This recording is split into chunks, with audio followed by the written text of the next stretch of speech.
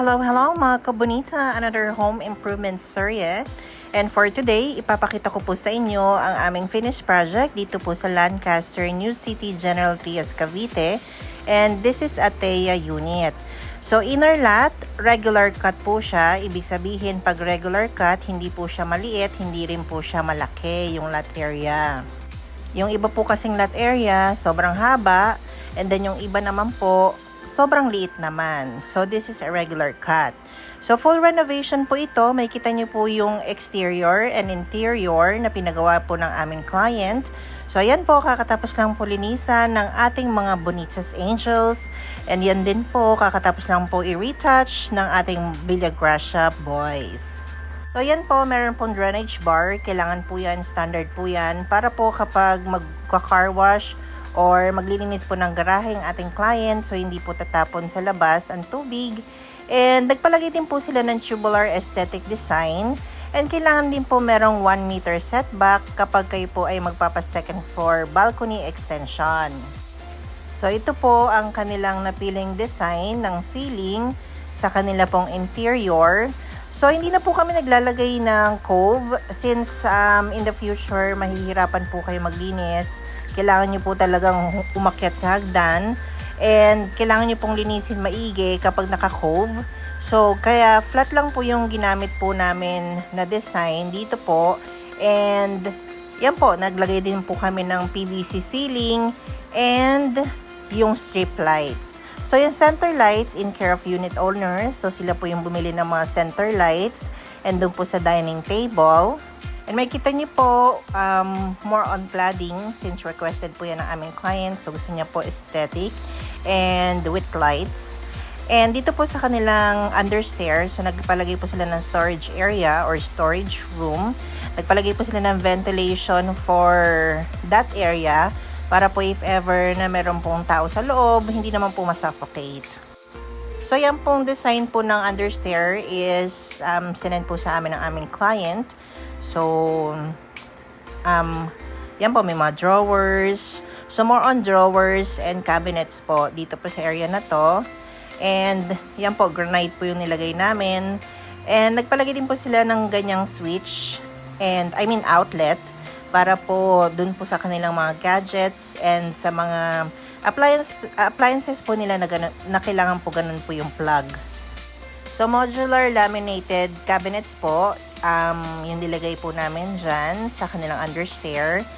And dito naman po sa kanilang kitchen, so modular laminated Formica kitchen cabinets, and ito po yung kanilang laundry area.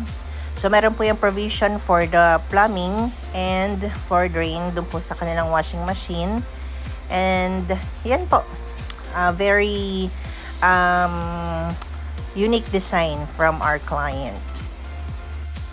Then, ayan po, yung TV console po pala. So, nagpalagay po sila ng TV console doon po sa living area. And ito po yung kanilang kitchen cabinets. Naglagay lang po kami ng mga lights para po at least may floating design sa kanilang cabinet. And yan po, kinaveran po namin yung water pipes doon po sa ilalim ng kanilang kitchen countertop and kitchen sink. And stainless po yan. Nilagay po namin na kitchen sink. And kailangan po syempre may takip para po paggabi, syempre mga EPs. So hindi po sila kung saan-saan papasok sa inyong kitchen cabinets and kitchen sink. Meron din po yung duck hose for their range hood. So kailangan po malinis ang pagkakagawa para po iwas po tayo sa syempre sa anay, sa EPs, sa mga langgam. And meron din po mga storage area sa kanilang cabinet. And yan po yung napili nilang backsplash design na pinalagay po sa kanilang kitchen. So meron din pong exhaust para po kapag kahit po may range hood na, naglalagay din po kami ng exhaust kasi mainit po yung area na yan. So syempre pag nagluluto, para hindi naman tagaktak ang ating mga pawis sa pagluluto. And yan po yung door dito po going sa ground floor room. So pinahidan din po yan ng aming client. And ang ang nilagay po naming paint dito is elastomeric paint. So, yan po yung preferred na color paint ng aming client. And ceiling design. So, naglagay din po kami ng mga strip lights. So, ayan po yung sinasabi ko sa inyong switch. So, pwede nyong i-plug lang yung USB cord ng inyong cellphone doon po sa kanilang plug. And, ayan po yung hidden door dito po sa ground floor na CR ng TEA unit. So, yan po yung mga bathroom fixtures. So, pag nagpagawa po kayo ng CR renovation, full renovation po ng CR, yan po yung mga inclusions niya. So, may ilaw na salamin, 'di ba? Pang mayaman. And then yung ceiling, PVC ceiling po nilagay namin. And of course, kailangan po may exhaust para po hindi po makulob dito po sa CR ng ground floor ng TEA unit. Yan po, syempre, para aesthetic na naman, meron na namang niche dun sa kanyang CR.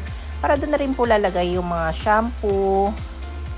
And, ayan po, stainless glass railing po yung pinalagay ng aming client dito po sa kanilang stairs. And makikita nyo po, napakaganda ng kanyang hagdan. So, varnish finish po yan. So, may proseso pong ginawa dyan, hindi lang varnish, ganon. And yan po, very Victorian ang kanyang design sa kanyang wall. So, nagpalagay po ang aming client ng wall cornice. So, napaka-glossy ng kanyang stairs. Ang ganda, shala. And yan po, yung pinadesign lang po ng aming client sa kanyang ceiling dito po sa hallway. So, isang strip lights lang po. Napaka-simple. Di na po sila nagpalagay ng pendant or drop lights. And, yan po yung kanilang second floor. So, dito po sa tiles na ginamit namin is planks. So, yan po yung napili nilang design ng tiles sa kanilang flooring. Dito po sa taas, rough, hindi po siya madulas. And, ayan po, pag nag-full renovation po kayo ng CR, kasama po yung aluminum glass door pagpasok. And, ayan po yung tiles or design ng tiles na napili ng aming client. So, may vanity. And then, nakapatong po yung kanilang lavatory sa granite. And, yan po. Shala. Linis, no? Parang nakain na yung dumihan. So, yan po. Meron lang pong shower partition. So, sliding po yan. French design. And, dyan po, meron pong provision for their heater. And, stainless po yung shower set na nilagay po namin. And, yung floor drain. So, ayan po. Lahat po ng nakikita nyo po pag nagpagawa po kayo ng CR renovation, included po yan. So, depende lang po sa preference nyo for the shower enclosure. So, additional lang po yun ni client. Pahabol lang po yun since magmalagay daw po kami ng glass. And yan po, may wall cornice na naman dito po sa room. And, yun po yung mga sliding windows. So, ginagawa pa lang yung window grills, hindi nakahabol. Pero meron po siyang window grills. And yan po yung color paint na pinili po ng aming client dito po sa room, sa second floor. So again, elastomeric po yan. And dito naman po sa kabilang room, nagpalagay po sila ng walk-in closet. So ito po yung magiging master's bedroom. And yan po, tinago po namin sa likod yan ng wall cladding. Sliding yung door dito po sa kanilang walk-in closet. So, again, modular laminated cabinets po yan. And, naglagay lang po kami ng mirror as requested ng aming client. And, syempre, yung mga hanging rod. So, stainless din po yan. So, para meron din po silang lalagyan ng maleta sa ibabaw ng kanilang walk-in closet. Kaya po, ganyan po yung design na ginawa namin. So, lahat naman po ng mga design, pinapasan po namin sa client. And then kami na lang po yung nag-organize during construction kung ano po yung maganda na magiging outcome sa mga designs na sinesend po sa amin. And then ito po, yan po yung napili na floor tiles ng aming client. So, kailangan po may floor drain and of course, yan po, naka-PVC ceiling na po yung kanilang ceiling dito sa roof. And may water, may plumbing para if ever maglilinis kayo ng balcony. So, kailangan po yan.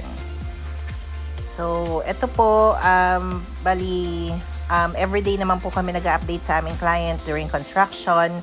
And then, syempre, kino-confirm po namin yung mga gusto po nilang design. So, with this one, nasa blueprint po yan, yung spiral. And then, kapag meron po kayong aircon technician na maglalagay po ng aircon, so we make sure na maayos po yung mga hose. So, kailangan po makipag-coordinate po sa amin yung mga aircon installer para po nakatago po yung kanilang mga hose and para maganda rin po yung positioning ng kanilang compressor. So, ayan po, behind the scene tayo. So, from Singapore po yung aming client. So, pinadala po nila yung kanilang box ng may mga gamit. So, ayan po, bago po kami umalis, nakita nyo naman po na nakaayos na po yung mga gamit. So, yan po yung ginawa ng ating mga angels before po natin videohan yung finished project po namin na ito. So, yan po. Thank you so much sa team namin, Bonitas Angels and Villagracia Boys. So, tulong-tulong po dapat para syempre ma-deliver po namin yung happiness and good outcome sa aming clients. So, yan, pulido nilang nililinis para lilipat na lang yung aming client. So, yan po, nagkakagulo na po sila dahil mga gutom na sila, mga first month. So, highly supervised namin sila every time, every day, alright. So, yan po, pinasok lang po namin yung window grills. So, na-primeran lang. So, for installation na po siya. So, di lang po nakahabol talaga sa video dahil nag-uulan na. So, yun lang po. Thank you so much for watching. And don't forget to follow and subscribe. And of course, like and share. Sharing is caring. O, ayan, nag-uulan na. Yan na po ang mga boys and girls. Thank you po. Bye!